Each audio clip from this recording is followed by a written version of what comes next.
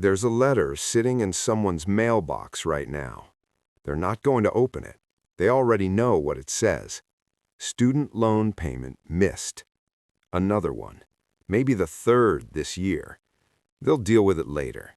Except later arrived 6 months ago. And while they've been ignoring those letters, the government has been quietly helping itself to their paycheck. No court, no warning, just gone. The setup. Welcome to wage garnishment, the thing nobody tells you about when you sign those loan documents at 18. Here's what's happening right now. About 7 million Americans are in default on their federal student loans. That's not behind, that's not late, that's default, which is a different category entirely. And for about 1 million of them, the Department of Education isn't sending reminder emails anymore. They're just taking the money.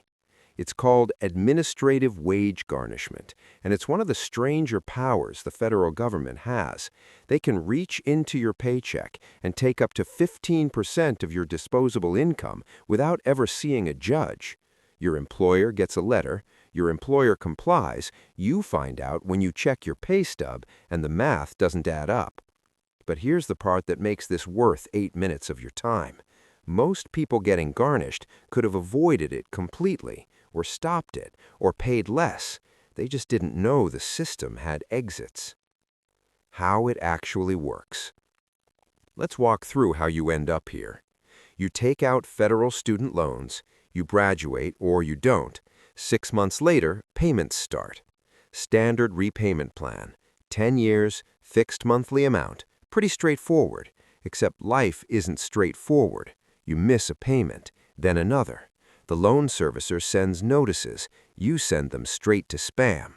At 90 days late, your loan is delinquent. That gets reported to credit bureaus. Your score drops. But you're still in the game. You can still fix this.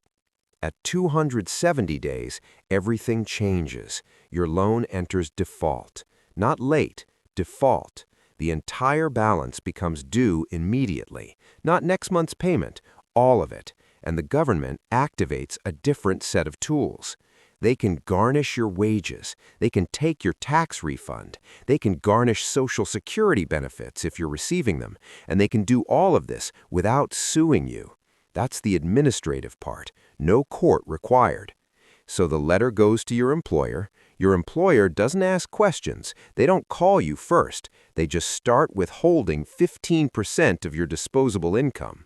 Disposable income means what's left after taxes and a few mandatory deductions. It's more than you think. Let's say you make $40,000 a year. After taxes, that's maybe $30,000.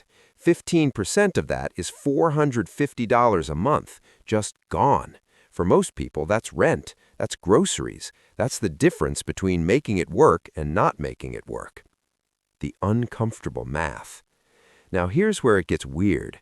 Remember those income-driven repayment plans everyone talks about? The ones that cap your payment at 10 or 15% of your discretionary income? The ones designed specifically for people who can't afford standard payments? Yes, 0 is a valid payment under some of these plans. You make the $0 payment, it counts, your loan stays current. But you didn't know about those plans, or you knew and didn't apply, or you applied wrong, or your paperwork got lost. So you defaulted, and now they're taking $450. You're paying 4 times more than you would have for the same loan with the same income. The only difference is you're on the wrong side of the default line. And it gets better. While they're garnishing your wages, interest keeps accumulating. Collection fees get added. In default, they can tack on up to 25% of your principal and interest as collection costs. Your $20,000 loan is now $25,000 and growing. Here's the other thing nobody tells you. Garnishment is actually less efficient than voluntary payment. The government knows this. Studies from the Department of Education's own data show that borrowers who enter income-driven repayment plans, even after defaulting, end up paying more over time than garnished borrowers. Because garnished borrowers just give up. They stop engaging entirely. They let the garnishment run until they change jobs or find a way to stop it. So the system is taking more money from you than it needs while collecting less money overall than it could. It's lose-lose, but it keeps happening. The exits you didn't know existed. Here's what makes this especially absurd. You can stop garnishment right now, even in default. There's something called loan rehabilitation. You agree to make 9 reasonable and affordable payments over 10 months. Not your full payment, a calculated amount based on your income. It's usually around $50 to $100. Make 9 payments, your loan exits default, the garnishment stops, and the default gets removed from your credit report. That last part is worth repeating. They delete the default from your credit history. It's one of the only financial disasters you can actually erase. Or you can consolidate your defaulted loans into a new direct consolidation loan. The default remains on your credit report, but you exit default status, the garnishment stops, and you can immediately enroll in an income-driven repayment plan. This can often be done in a few weeks. Both options exist. Both are on the Department of Education's website, but roughly 0% of garnished borrowers know about them because nobody tells you. Your employer definitely doesn't tell you. The system just takes the money and moves on. There's also a hearing process. You can request a hearing to dispute the garnishment within 30 days of the notice. Most people don't because they assume, I owe the money, what's to dispute? But you can challenge the garnishment amount based on financial hardship. If 15% of your income means you can't pay rent, that's grounds. The hearing is informal. You submit documentation. Sometimes they reduce it. Sometimes they stop it entirely while you sort out a repayment plan. About 2% of borrowers request hearings. The bigger picture. Zoom out for a second. Wage garnishment for student loans used to be rare. In 2006, about 80,000 people were being garnished. By 2017, it was 400,000. Then COVID hit, and the government paused all garnishment, along with payments. Nobody was being garnished for 3 years.